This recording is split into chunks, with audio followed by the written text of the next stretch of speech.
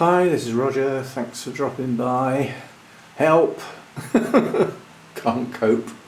I've got a clip with all of the feeds and supplements that I currently have and their analysis.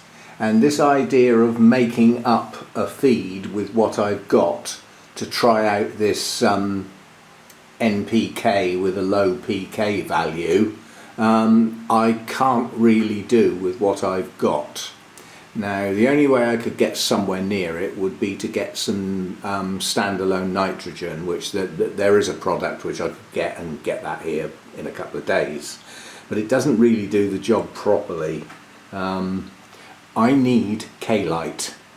Now, one of the manufacturers, which is something like Tesla or Telsla or something like that, black packaging with green writing on it. Anyway, it's pretty easy to find if you're just searching on K-Lite. Now, that's a manufacturer in the States. They will not post to the UK, emphatically. So can't get it direct from them. Yeah.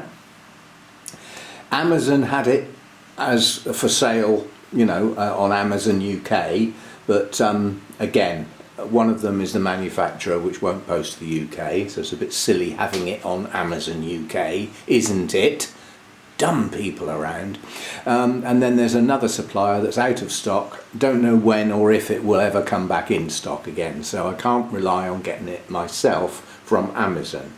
So what I'm after is a volunteer to buy some and then separately send it to me as a gift to get it through our customs and taxes and all that sort of cobblers that goes on our borders nowadays, which gets on your throatneys.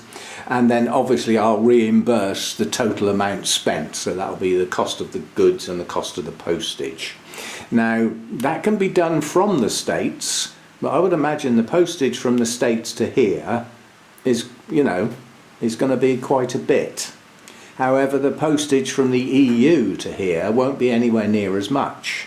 And it may well be that it can be got from one of the countries in the EU without it coming from the States, if you see what I mean. This is all speculation on my part.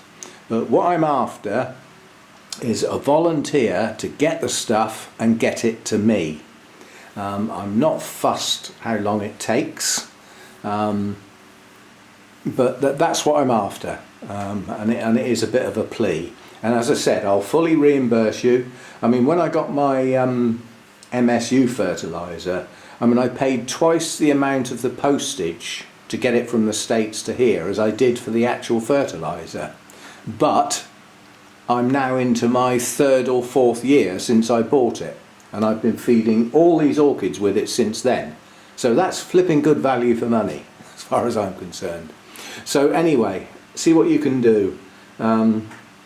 Somehow, I don't know how, but somehow or other, without breaking the bank, you know, I mean, it would be silly spending an absolute ridiculous amount on postage.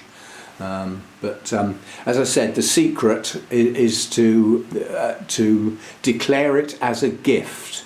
In other words, somebody in the UK is not buying something, they're getting given it. And that gets round the problem with taxes and import duties and all that sort of stuff, because it's a present. That's the theory. So that should take care of the paperwork. And then it's just a matter of the practicalities of doing it. I'll add another clip on the end here to just explain why I don't think I'm going to be able to do it with the stuff I've got, even if I get something separate which I could buy here and have it here in a couple of days. So I'll add that bit on now. Okay, I'm filming this bit separately. I don't know which part of the video this will be in, whether it'll be at the beginning, the end, in the middle, I don't know, but it needs to be there. Now, this is what I've got. So this is what I've got to work with at the moment. I've got my MSU fertiliser. Well, that's the analysis of that down there. So we've got our NPK, calcium, magnesium. So that would be my basic feed, and has been for a long time. Then we've got the calcium nitrate, which is a mixture of calcium and nitrogen. 24% calcium, 18% nitrogen, so that's high on calcium compared with nitrogen. Then we've got the Epsom salts in a bag, which basically is 16% magnesium and 32% sulfur. I'm not too happy with that. And then last but not least is my CalMag. And the formula for that basically is 1.8 nitrogen, 4% calcium, 1.7 magnesium. Now, given that that's what I've got, I can't do what I want with what I've got. Can't be done. Now, what I could do is get some nitrogen on its own, yeah? So that way I can change my MSU formula and dramatically whack up the nitrogen, yeah? Leaving the P and the K behind. Percentage wise, I'd have to take the nitrogen up to a lot, a silly amount, to actually leave the P and more importantly the K behind. So that wouldn't be an ideal set of circumstances. And then I'd have to go and get the calcium and magnesium to bring it up to the level of the nitrogen to match up with it. And I'd probably have to use the CalMag to do that. Because if I use the calcium nitrate, I leave the magnesium behind. If I use the Epsom salts, I'm not happy about adding that amount of sulfur in. Personally, okay, I know others do, but I just not happy with that. So, you know, I'd be contriving something. The ultimate solution is I need K-Lite. If I'm going to do this experiment properly, I need K-Lite. So we then need to think about, well, how do I get some of that then? Okay, so obviously if somebody's going to volunteer to get me some K-Lite by hook or by crook, you'll need to liaise with me via email, not via comments on the video, because I can't be doing with addresses and stuff like that in public effectively.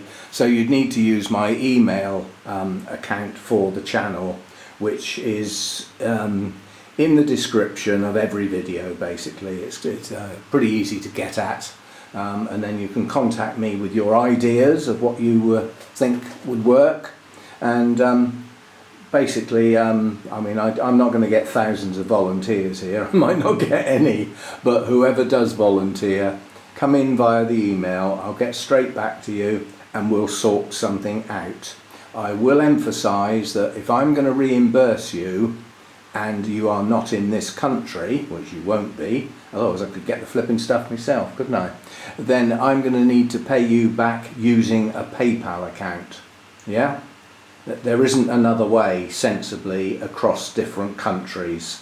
You know, I can't post you a cheque, can I? Because you won't be able to cash it. So you see what I mean? So it needs to be somebody with a PayPal account, and then I can reimburse you, no problem. So, and we'll go from there. Right, so that's that out of the way. Now we have a problem. If you remember a while ago, I said Mojo was limping. Well, that sort of went away and he seemed okay. And recently it's come back again. And over the weekend he's either lying down or sitting with his paw off the floor, and he's only walking when he absolutely has to. So there's something very wrong. Now, he went to sleep on the settee yesterday evening, and prior to that I noticed I put sheets of newspaper down where their food dishes are so it doesn't mess the floor up, and I noticed there was some blood next to one of the dishes, and I put two and two together and I thought he's got something wrong with his paw. And he was lying down on the settee. He won't let me play with his feet, he's not having none of that. You know, I'm going to get holes in my hand if I try and do that. And basically I managed to look at the bottom of his paw, and one of his claws has grown into his foot. It's curled right round and disappeared into his foot, and it's leaking, and it's sort of bleeding. So I phoned up the vet this morning. I've got an appointment for him this afternoon to get his claws done. Well, specifically that one, but while they're at it they can do all the rest as well. This is probably as a result of them being shut in for 4 months and not being able to get outside and, you know, scratch the shed or a tree or walk about on concrete, they've been padding around on carpets for 4 months, and Mojo's just lazy. Elvis uses his scratching post and his scratching mat frequently. Mojo doesn't. So, you know, his claws have just grown long, basically. So hopefully we'll get him sorted out later today, but it's a worry. You know, I mean, he's 18 now. He's going to hate going in that basket. He's going to hate the car journey, which is now 3 times as long to get to the vets as it used to be. But hopefully, well, it sounds like it, as I've got a direct appointment, I'll come away with the problem sorted. So he only has to put up with 1 journey. That's the theory anyway. So I'll let you know what happens, but it's always worrying, you know, when your pets are not well. And he must be in pain, so it's got to be sorted. Like, you know, that's as quick as I could get him in. So get him sorted today, hopefully. It's all a worry, isn't it? See you next time.